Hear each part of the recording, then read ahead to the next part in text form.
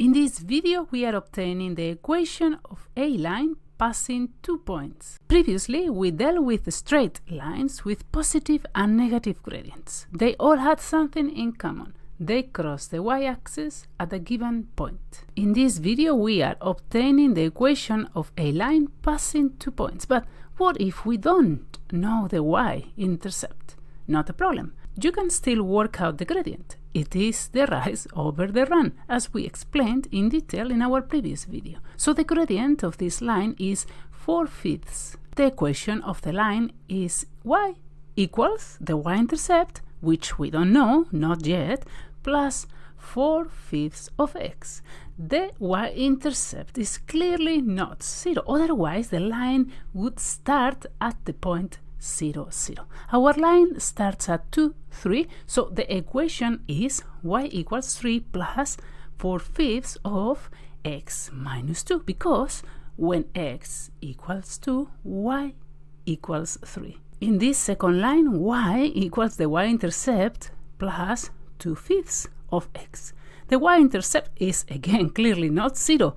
Our line starts at 2, 4, so the equation is y equals 4 plus 2/5 of x minus 2, because we are looking for a number x that makes that 0, so y is 4.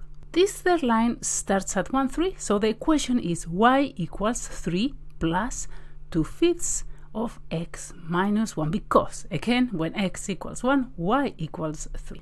This fourth line has a gradient of 8/16 or a half. Since it starts at 4, 8, the equation is y equals 8 plus a half of x minus 4, because again, x equals 4 is the value that makes y equals 8.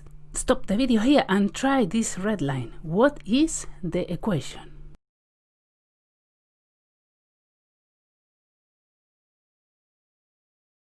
Right. The gradient is minus 5/20 or minus a quarter. We replace this into the equation.